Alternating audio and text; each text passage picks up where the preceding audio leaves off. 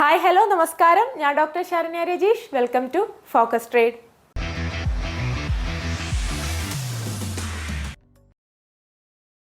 നമ്മൾ കഴിഞ്ഞ വീഡിയോ പറഞ്ഞപ്പോൾ ഞാൻ പറഞ്ഞു ഇൻഡിക്കേറ്റേഴ്സ് ഒരുവിധം എല്ലാം പറഞ്ഞു. ഇതൊരു ലാസ്റ്റ് ഇൻഡിക്കേറ്റേഴ്സിൻ്റെ ലാസ്റ്റ് വീഡിയോ ആയിരിക്കും. അപ്പോൾ അതിൻ്റെ കോമ്പിനേഷൻസ് ചേർത്ത് പല ഇൻഡിക്കേറ്റേഴ്സിനെ ചേർത്തിട്ട് നമ്മൾ പുതിയ സ്ട്രാറ്റജീസ് ഒക്കെ പറയുന്നുണ്ട്. അപ്പോൾ അതൊക്കെ ഞാൻ ഇതിൻ്റെ ഇടയിലായിട്ട് പറഞ്ഞു പോകും. ഇൻഡിക്കേറ്റേഴ്സിൻ്റെ ഒരു ഇൻട്രൊഡക്ഷനും അങ്ങനത്തെ കാര്യങ്ങളുടെ ഒരു ലാസ്റ്റ് വീഡിയോ ആയിരിക്കും. ഇത് ഒരുവിധം മെയിനായിട്ടുള്ള ഞാൻ യൂസ് ചെയ്തിട്ടുള്ളതും എനിക്കിഷ്ടപ്പെട്ടിട്ടുള്ളതും പിന്നെ പൊതുവെ നല്ല റിസൾട്ട് തരുന്നതുമായിട്ടുള്ള ഇൻഡിക്കേറ്റേഴ്സ് എല്ലാം പറഞ്ഞു പോയിട്ടുണ്ട്.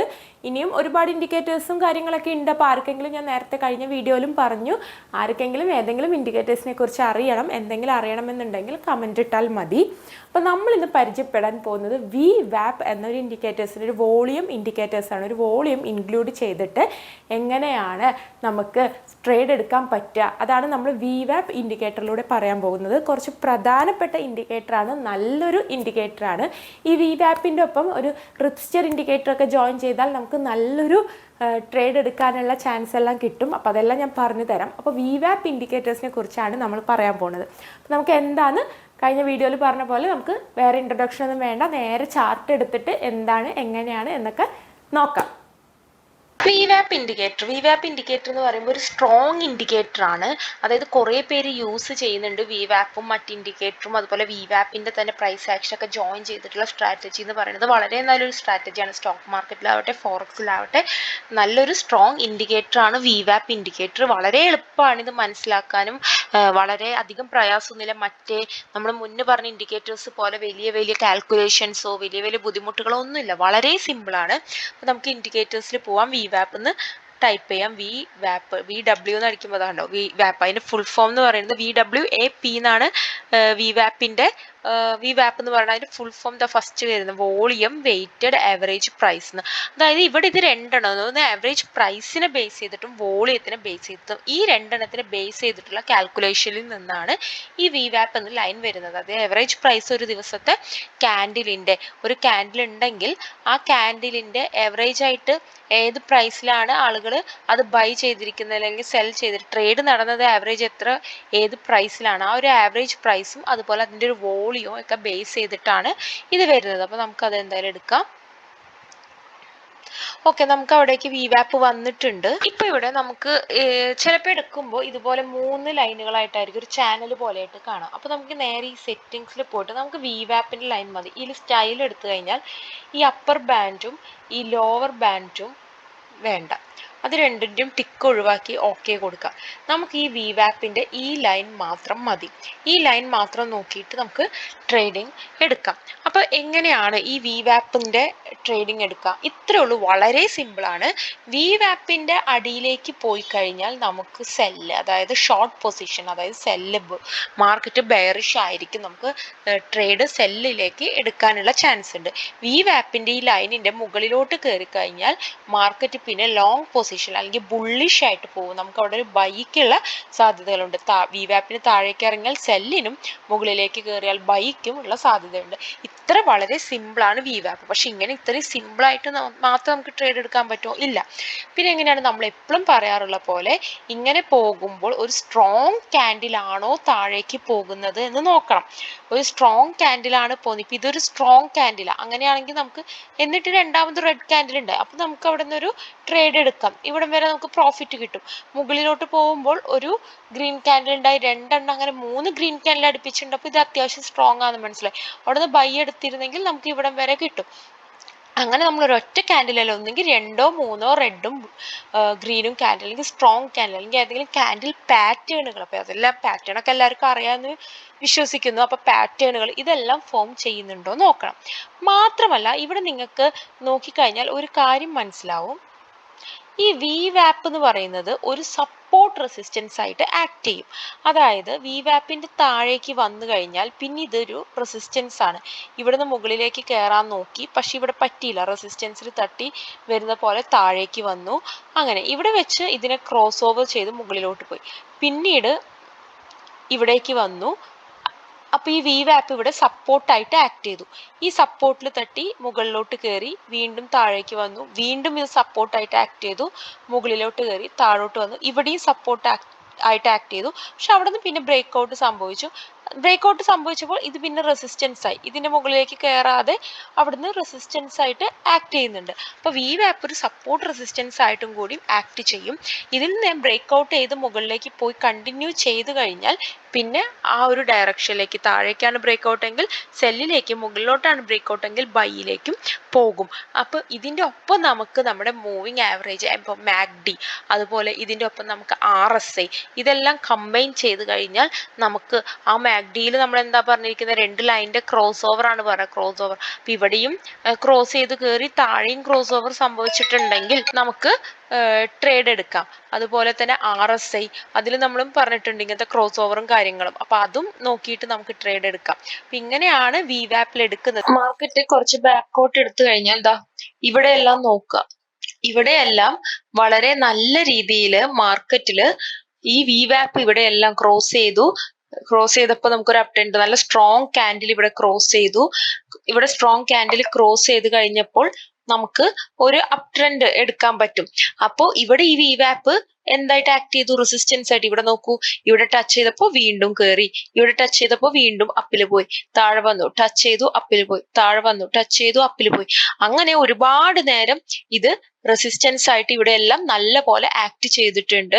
ഇവിടെ നിന്ന് ബ്രേക്ക്ഔട്ട് വന്നു ഒരു സ്ട്രോങ് ക്യാൻഡിൽ, പിന്നെ അത് താഴോട്ട് പോയി, പിന്നെ ഇത് സപ്പോർട്ടായിട്ട് ഇവിടെ സപ്പോർട്ടായിട്ട് ആക്ട് ചെയ്തിട്ടുണ്ട്. ഇവിടെ താഴെ വന്നപ്പോൾ റെസിസ്റ്റൻസ് ആയി, അവിടെ താഴേക്ക് വന്നു, അങ്ങനെ ഇവിടെ വന്നു, താഴേക്ക് വന്നു, ഇവിടെ റെസിസ്റ്റൻസ് ആയിട്ടും ആക്ട് ചെയ്തിട്ട്. അപ്പൊ ഇവിടെയൊക്കെ വി വാപ്പിന്റെ നല്ലൊരു സപ്പോർട്ട്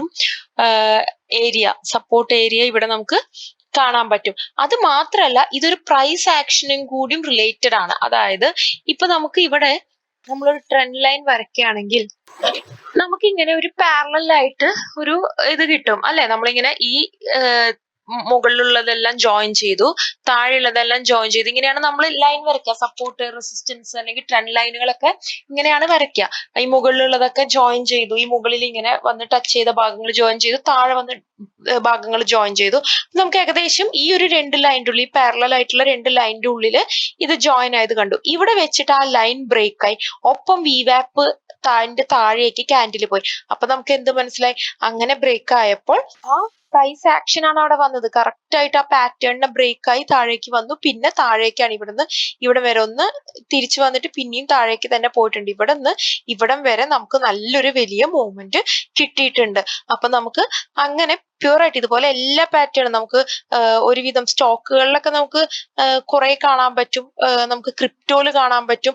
ഒരുവിധം നമുക്ക് ഈ പ്രൈസ്, അതായത് അസെൻഡിങ് ട്രയാങ്കിൾ, ഡിസെൻഡിങ് ട്രയാങ്കിൾ, നമ്മൾ മുമ്പ് പറഞ്ഞ പാറ്റേൺസ് ഉണ്ട്, അങ്ങനത്തെ പാറ്റേൺസ് വരുന്നു.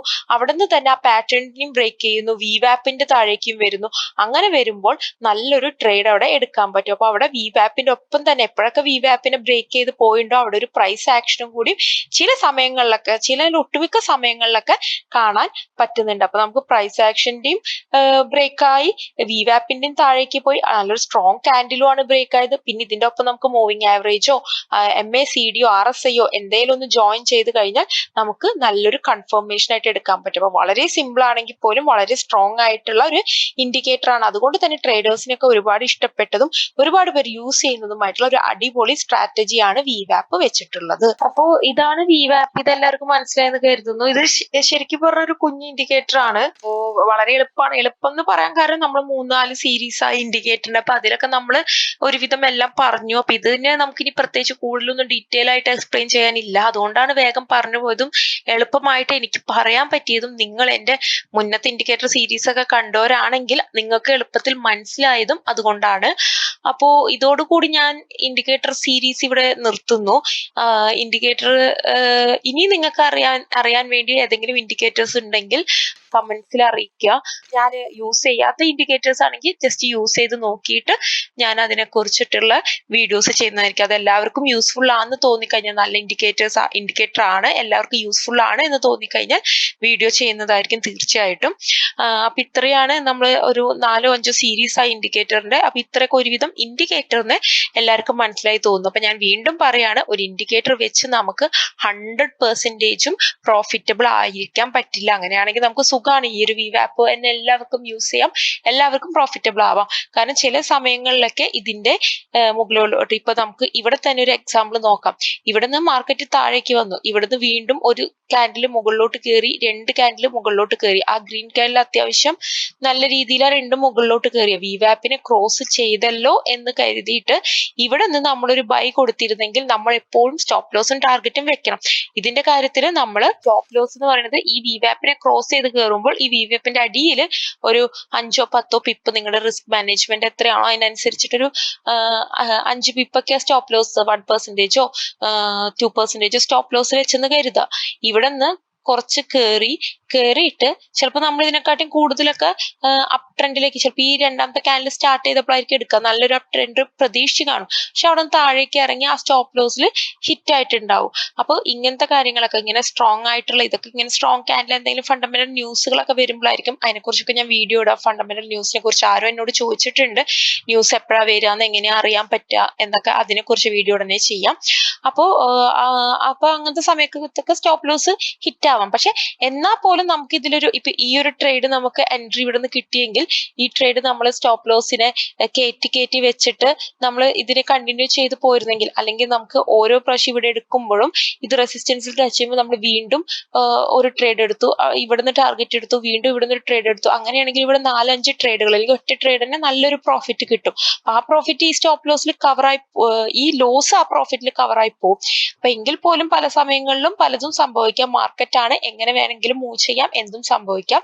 അപ്പോൾ അതുകൊണ്ട് തന്നെ ഇതൊരു കംപ്ലീറ്റ് 100% വിന്നിങ് സ്ട്രാറ്റജി എന്ന് ഞാൻ പറയുന്നില്ല. പക്ഷെ ഇതും നിങ്ങൾ അറിഞ്ഞിരിക്കണം. നിങ്ങൾ ജസ്റ്റ് ഡെമോലൊക്കെ ആയിട്ട് നിങ്ങൾ നോക്കുക എങ്ങനെയാണ് വരുന്നത്, ട്രേഡൊക്കെ എടുത്ത് നോക്കുക എത്രത്തോളം നിങ്ങൾക്ക് അതിൽ വിൻ ചെയ്യാൻ പറ്റുന്നുണ്ട് എന്ന് നോക്കാം. നിങ്ങൾക്ക് അത് വിൻ ചെയ്യാൻ പറ്റുന്നുണ്ട്, നിങ്ങൾക്ക് നിങ്ങളുടേതായ രീതിയിൽ അത് കൊണ്ടുപോകാൻ പറ്റുന്നുണ്ടെങ്കിൽ വളരെ നല്ല കാര്യമാണ്. നിങ്ങൾക്ക് അത് വെച്ച് കണ്ടിന്യൂ ചെയ്യാൻ, പ്രോഫിറ്റ് ഉണ്ടാക്കാം.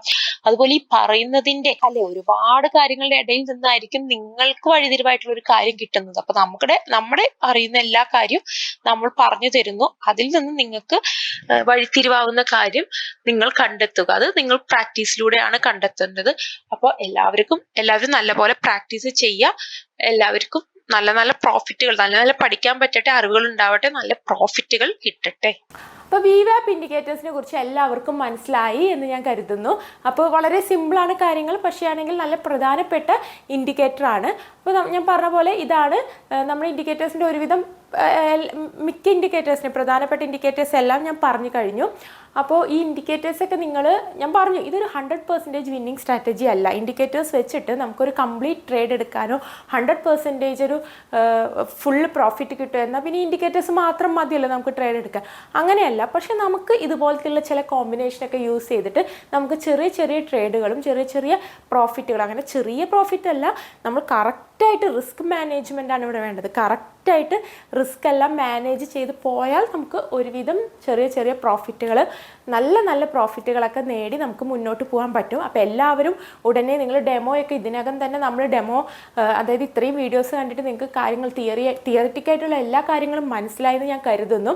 അപ്പോൾ അതൊക്കെ മനസ്സിലായവരാണെങ്കിൽ ഡെമോ സ്റ്റാർട്ട് ചെയ്യുക. അപ്പോൾ നമ്മുടെ വീഡിയോ കണ്ടിന്യൂസ് ആയിട്ട് കണ്ടുപോകുന്നവരാണെങ്കിൽ ഡെമോ ഒക്കെ തുടങ്ങി, അതുപോലെ നമ്മൾ ആദ്യം തൊട്ട് പറഞ്ഞ സപ്പോർട്ട് റെസിസ്റ്റൻസും ടെക്നിക്കൽ അനാലിസിസും, അതായത് പ്രൈസ് ആക്ഷൻ്റെ നമ്മുടെ ചാർട്ട് പാറ്റേൺസ് ഒക്കെ വരച്ച് നോക്കുന്നുണ്ട് എന്ന് ഞാൻ വിശ്വസിക്കുകയാണ്. അപ്പോൾ അങ്ങനെയുള്ളവർ ഇനി ഇൻഡിക്കേറ്റേഴ്സൊക്കെ എടുത്ത് ട്രേഡിംഗ് വ്യൂവിലൊക്കെ ഒരു അക്കൗണ്ട് തുടങ്ങി അതുപോലെ ഇൻഡിക്കേറ്റേഴ്സൊക്കെ എടുത്ത് ട്രൈ ചെയ്ത് നോക്കുക. നിങ്ങൾക്ക് എത്രത്തോളം ഒരു 1 വീക്കോ 2 വീക്കൊക്കെ കണ്ടിന്യൂസ് ആയിട്ട് നിങ്ങൾ ഏതെങ്കിലുമൊക്കെ ഇൻഡിക്കേറ്റേഴ്സ് ട്രൈ ചെയ്ത് നോക്കുക. അപ്പോൾ ട്രൈ ചെയ്ത് നോക്കുമ്പോൾ എത്രത്തോളം സക്സസ് ആവുന്നുണ്ട്, എന്താണ് ലോസ് ആവുന്നുണ്ടെങ്കിൽ എന്താണ് ലോസ് ആവാൻ കാരണം, അതെവിടെയാണ് പ്രശ്നം വരുന്നത്, അങ്ങനത്തെ കാര്യങ്ങളൊക്കെ മനസ്സിലാക്കുക, അതെങ്ങനെ ഓവർകം ചെയ്യുക എന്നൊക്കെ പഠിക്കുക. അപ്പോൾ പ്രാക്ടീസ് ചെയ്താലേ നമുക്കിതെല്ലാം പഠിച്ച് മുന്നോട്ട് പോകാൻ പറ്റും. ഇനിയും ഒരുപാട് സ്ട്രാറ്റജികൾ വരുന്നുണ്ട്.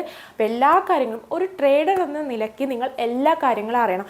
അല്ലെങ്കിൽ ഏതെങ്കിലും ഒരു സ്ട്രാറ്റജി, ഒരു വിന്നിങ് സ്ട്രാറ്റജി പഠിച്ചിട്ട് അവിടെ ഇരുന്നാൽ പോരെ. പക്ഷെ ഒരു പ്രൊഫഷണൽ ട്രേഡേഴ്സിന് അല്ലെങ്കിൽ ഒരു ട്രേഡർ ആവാൻ നിങ്ങൾ ഉദ്ദേശിക്കുന്നുണ്ടെങ്കിൽ നിങ്ങൾ എല്ലാ കാര്യങ്ങളും അറിയണം. ഒരു ട്രേഡിങ്ങിൽ വരുന്ന എല്ലാം A to Z എല്ലാ കാര്യങ്ങളും അറിയണം. അതുകൊണ്ട് തന്നെ അതെല്ലാം പഠിച്ച് തന്നെ മുന്നോട്ട് പോകും. അങ്ങനെ എല്ലാം പഠിച്ചു കഴിയുമ്പോഴേ നിങ്ങൾക്ക് നിങ്ങളുടേതായ സ്ട്രാറ്റജി, അത് മറ്റാർക്കും അറിയാൻ പറ്റില്ല, നിങ്ങളുടേതായിട്ടുള്ളൊരു വിന്നിങ് സ്ട്രാറ്റജി നിങ്ങൾക്ക് ഡെവലപ്പ് ചെയ്യാൻ പറ്റുള്ളൂ. അപ്പോൾ നമുക്ക് അങ്ങനെ എല്ലാ കാര്യങ്ങളും പഠിച്ചു പോവാം.